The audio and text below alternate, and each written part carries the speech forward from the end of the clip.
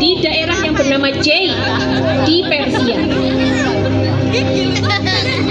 Ayahnya selalu berpesan kepada anaknya, "Wahai anakku, janganlah kamu pergi keluar-luar, karena di luar banyak sekali aliran sesat yang tidak sesuai dengan agama kita.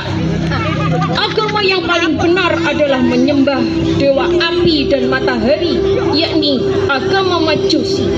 Jangan kamu mencari agama lain." "Baik ayah," kata pemuda itu. "Tugas saya apa ayah sekarang?"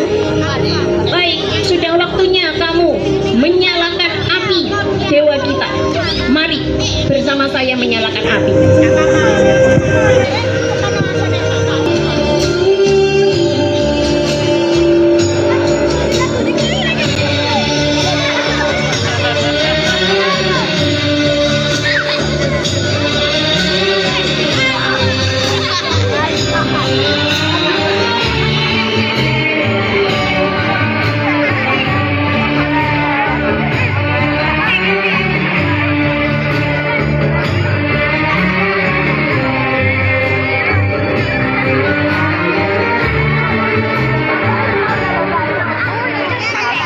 Setelah upacara itu selesai,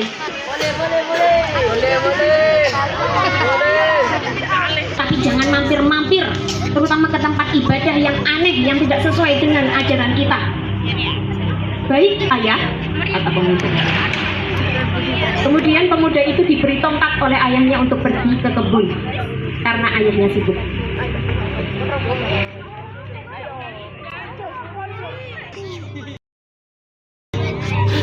Dia berpesan, "Wahai jamaahku semuanya,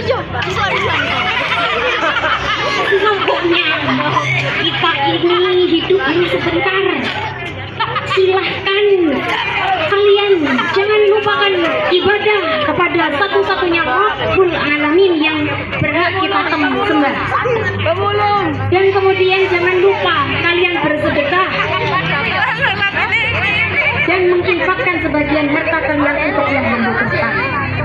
Pemuda itu mengintip dari jauh dan merasa, "Wah, bagus sekali ajaran ini," pikirnya. Kemudian Uskup itu berkata, "Wahai jamaah, sekian petua dari saya, silahkan kembali ke tempat tinggal kalian masing-masing." Kemudian pemuda itu pulang dan di rumah menemui ayahnya.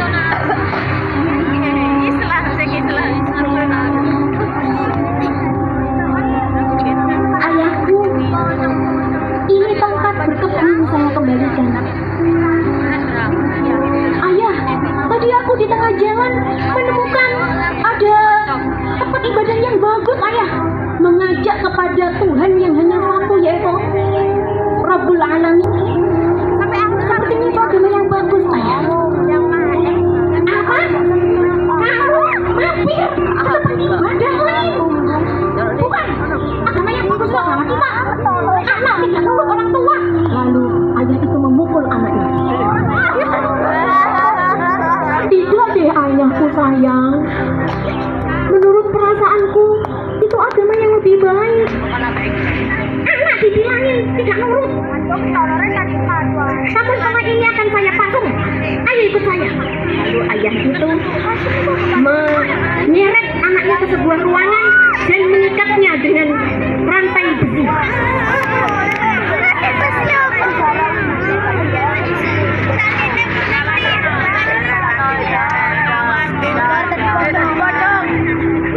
"Kamu setelah ini tidak boleh kemana-mana.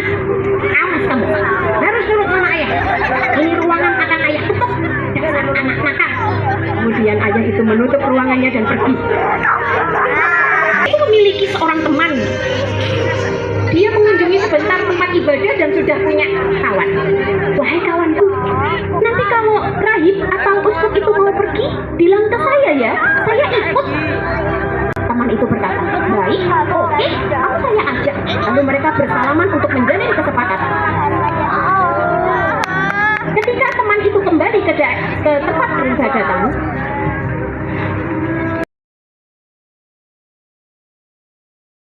kata pemuda itu. Lalu mereka berlari menyusul si uskup.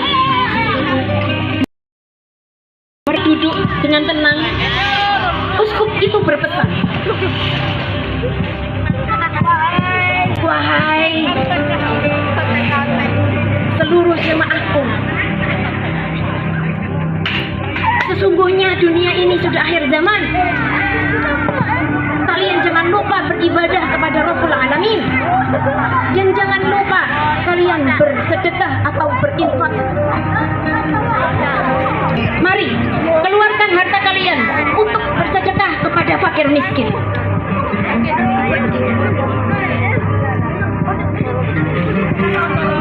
Baik, sekian petua saya hari ini, silakan pulang terus. Ketika jamaah itu pulang, banyak sekali hartaku ini. Orang-orang itu tidak tahu ini akan saya gunakan untuk kepentingan saya sendiri. Lalu pemuda itu merasa kesal. Lah, maksudnya seperti ini. Saya sudah pergi jauh-jauh, ninggalin rumah bagus di sana. Seperti ini. Pemuda itu sangat sedih. Lalu tak lama kemudian, uskup itu sakit karena sudah tua. Lalu dia meninggal dunia. Masyarakat merasa sedih, menangisi uskup itu.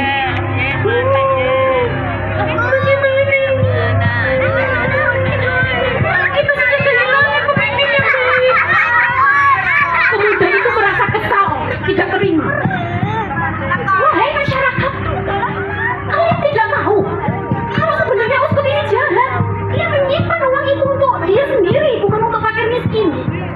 Masyarakat merasa marah. Memang iya? Mana buktinya? Coba tunjukkan buktinya. Lalu pemuda itu membuka kotak uskup. Ternyata hartanya disimpan. Masyarakat menjadi marah. Lalu masyarakat bukan menguburkan secara layak, tetapi melempari uskup itu dan merajamnya serta menyalibnya.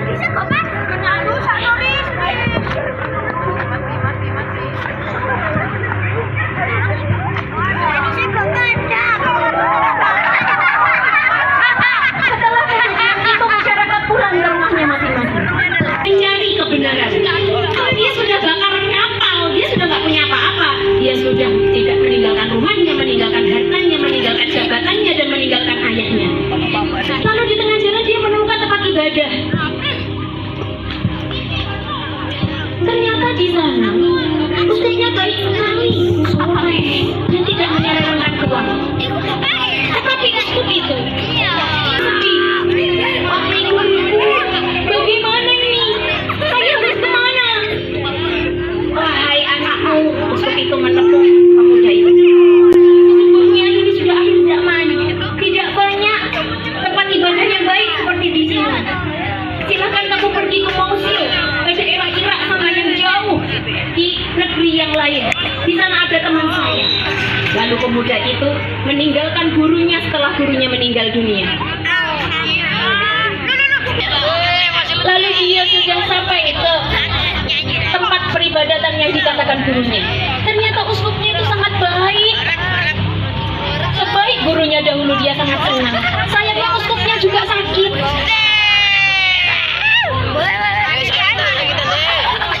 Pemuda itu sedih. Wahai guruku, aku kemana?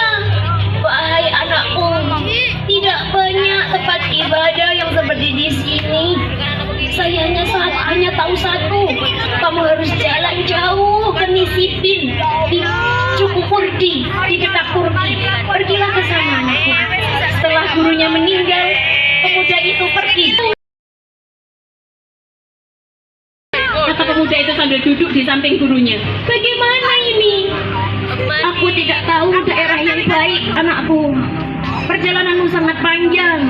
Pergilah ke Amoria, di daerah dekat Ankara sana. Di sana ada tempat ibadah yang bagus seperti di sini. Silahkan ke sana. Bikin kambing.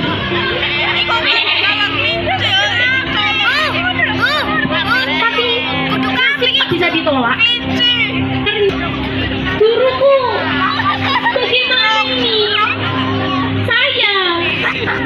Lalu gurunya berkata, "Wahai anakku, tidak banyak seperti ibadah di sini menurut saya sudah tidak ada lagi. Ini tinggal satu-satunya, sudah akhir zaman. Tapi tenang, ada kabar gembira untukmu anakku yang menuntut ilmu karena Allah. Sesungguhnya sebentar lagi ada nabi baru, nabi terakhir, nabi akhir zaman.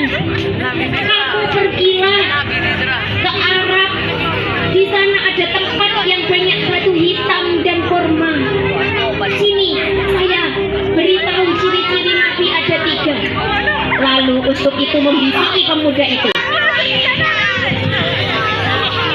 Setelah uskup itu meninggal, pemuda itu pergi mencari rombongan untuk ke tanah Arab. Melakukannya pancet.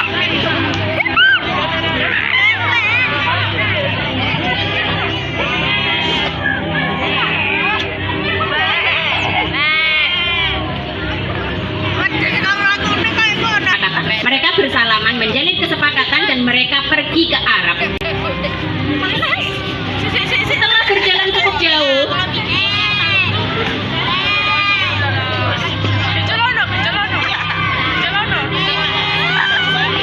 itu berkhianat.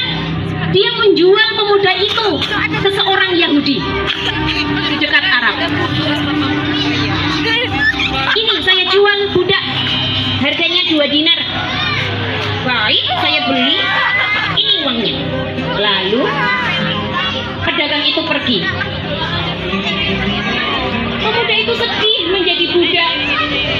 Dia sudah jauh-jauh, padahal dia mantan orang kaya, tapi dia malah menjadi budak karena menuntut ilmu. Tapi Allah menyayangi orang-orang yang menuntut ilmu. Jadi Allah menolong pemuda itu. Tak lama sepupu Yahudi itu datang dari Bani Quraidah. Bani Quraidah itu adalah salah satu suku Yahudi yang tinggal di Madinah. Lalu Bani Quraidah itu berkata, "Wahai saudaraku, kok budakmu pintar sekali? Sini saya belinya." Sampai di rumah tuannya, pemuda itu disuruh memanjat pohon kurma.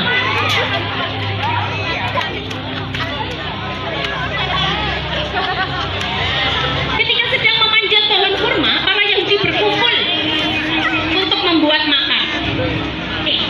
Kalian tahu nggak? Katanya ada nabi baru datang ke sini. Dia dicoba. Pemuda yang mendengar kata nabi baru turun ke bawah. Apa? Ada nabi baru? Yahudi itu merasa kesal dengan pemuda itu. Aku ini budak, kok malah kesini? Sana kamu manjat lagi pohon kurma. Tidak ada urusannya nabi baru denganmu. Lalu mereka memukul budak itu. Pemuda itu kembali memanjat pohon. Setelah orang-orang Yahudi itu pergi, pemuda itu turun ke bawah. Dia mencari kesempatan istirahat untuk pergi ke Kuba.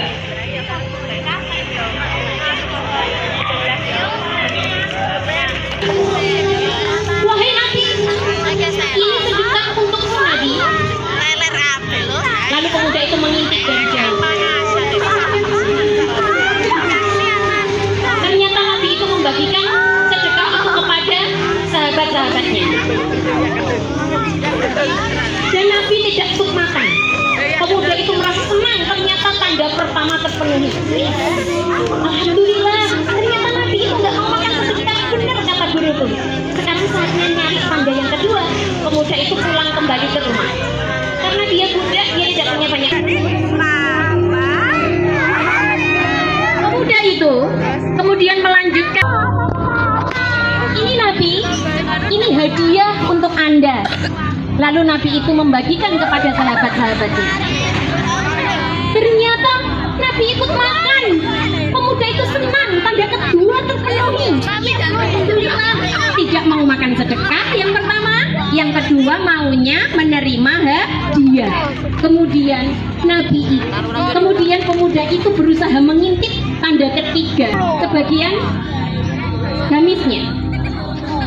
Ternyata ada cap kenabian. Pemuda itu sangat senang sekali. Semua tanda terpenuhi.